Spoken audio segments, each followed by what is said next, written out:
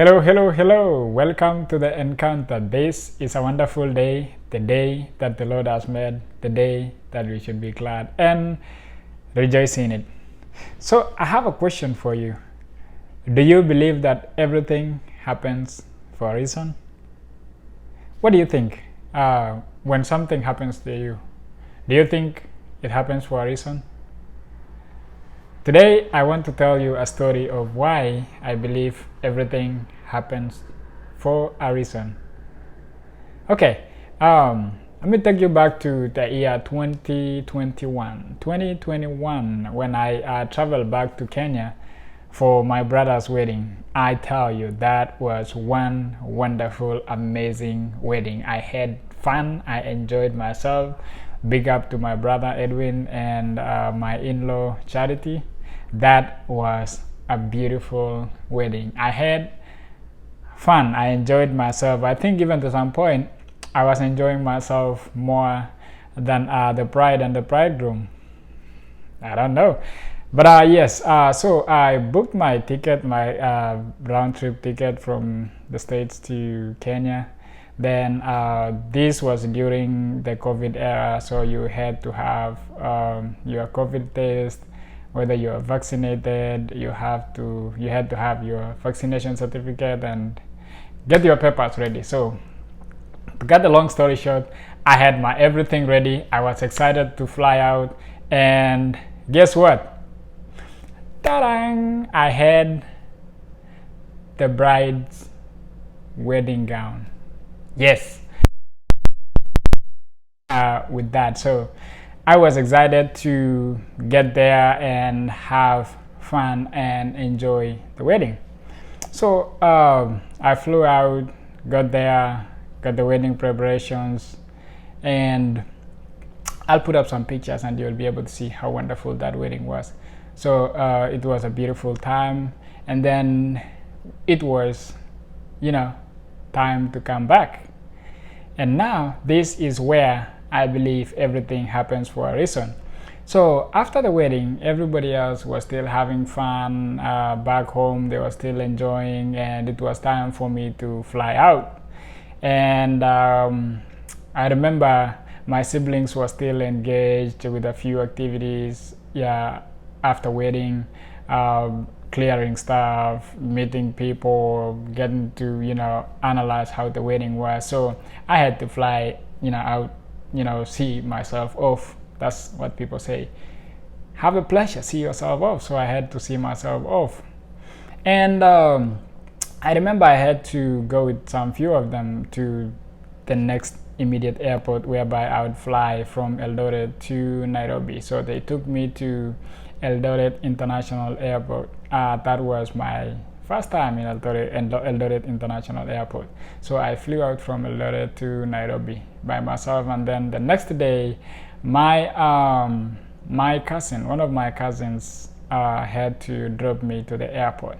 So the next morning, I had to just get ready, put my things together, and ready to fly out.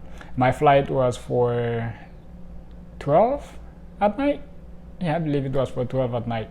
So my cousin offered to drop me at the airport, Jomo Kenyatta International Airport. That is like the main, airport that we fly out from in Nairobi. So my cousin offered to drop me there. So after I had packed my everything, and it was time to go. And then where I stayed in Nairobi was my brother's house, which is like 20 minutes from the airport, I believe. And we hit the road at 8 p.m. at night. My flight was for 12. So I said I should be there 3 hours early. So we hit the road.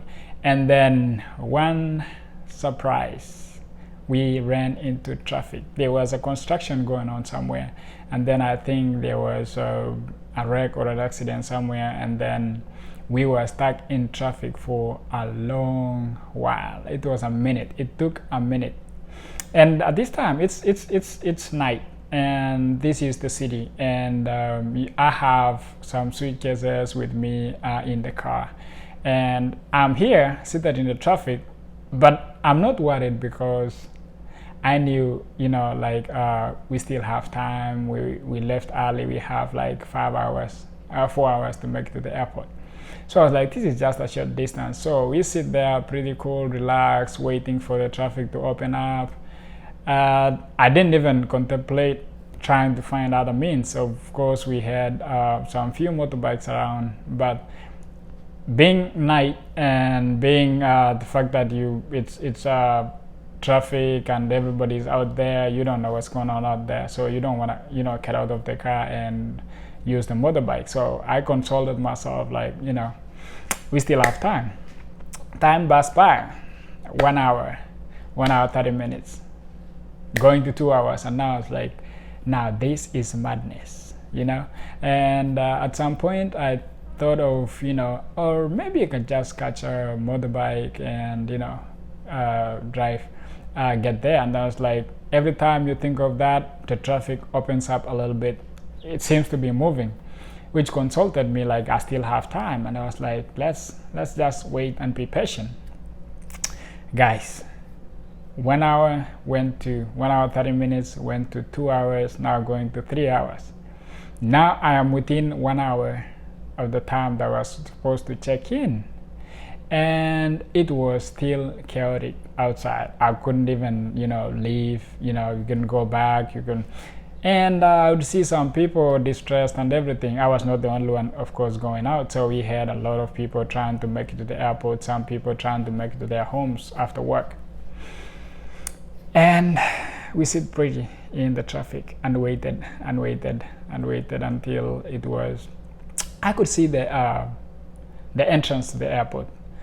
But from the entrance to where I was supposed to check in, when you go through the entrance, it was gonna take another long minute. It was like 1.5 miles, or something like that, close to that. I was like, there's no way I can walk all the way through in there. So we just waited and waited and waited, and then we finally made it to the entrance and we went into the airport. And on walking in to check in for my plane, guess what happened? They were just closing the check-in, and I could not check in. I could not believe the plane was still at the airport. Everybody was still finalizing everything to take off, but I was not allowed to board because I was late, so I missed my flight. And I was so stressed and thinking, so what's gonna happen? I think my cousin hasn't left the airport since he dropped me, because I would not know what to do. So I sat in there, tried to convince them, to ask them, to tell them, we were in traffic and I wouldn't make it in time. But once they have closed the boarding, that one, they cannot open it again. So I was not allowed to board. So I missed my flight and I was forced to reschedule. Rescheduling my flight would mean I had to add some extra money. So I added like $200 for my ticket to reschedule my flight for the next day at 6 p.m. And well, I had nothing else to do, so I had to go back to the house, to my brother's house. And at this time, my brother was still home. He was the groom, so he was not even in the city. So I went to stay in his house, so I had to go back to the house. I called my cousin, and lucky enough, he was still within the airport. So he came, picked me up, and then we went back to the house. All this time I'm stressing and thinking, and I was like, no, I should have taken a motorbike the other time. Oh, I just missed my flight. What's gonna happen to my connecting flight from Doha to Houston? And all that. I was just in my mind thinking how this is going to happen. And all this time, I didn't know why I knew why I missed my flight, but I was like, okay, lad, I was supposed to fly out, and then I missed my flight. So what next? I rescheduled my flight. I went back home. And then when I got to the house that night, when I opened the door, and on the table was a file that had my very important documents that I wouldn't be allowed in the States without those documents. So I looked at that and I was like, oh my God. So this is why I had to miss the flight. This is why they couldn't allow me to board the plane, because I would have flew out, get to the States, and I would be asked for these documents and I don't have them. Guess what would have happened? I would have been sent back for the documents. So I looked at the file, I opened the file, and everything was in there. And I was like, oh my God. And I started seeing the reason why I could not be able to make it to fly out. I sat there and I said, God, you work in different ways. You knew that I had forgotten this file. You knew that I would not be allowed into the States without these documents. And that is why you had to hold me, miss my flight, so that I would remember to pick that file before leaving Kenya. And that night, I remember I prayed to God and I said, God, I was so upset that I missed the flight, but I now understand why I missed the flight. I wouldn't go anywhere without this file. So I took the file, put it in my suitcase, in my backpack, and I was like, now I am ready. So the next day, my flight was for 6 p.m., 6 in the evening. Guess what time I left the house for the airport? Remember I said where my brother lives is like 15-20 minutes to the airport. My flight the next day was for 6 p.m. Guess what time I went to the airport? Yep, you're almost right. I went to the airport at 11 a.m.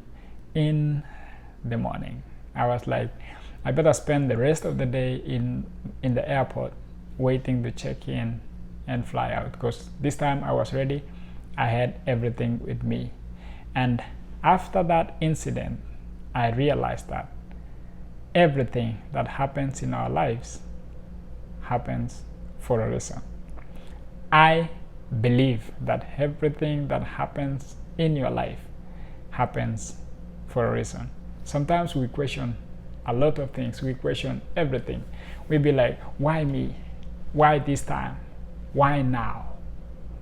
But believe you me, God has a reason why it happens. Until next time, inshallah, everything happens for a reason. Bye bye.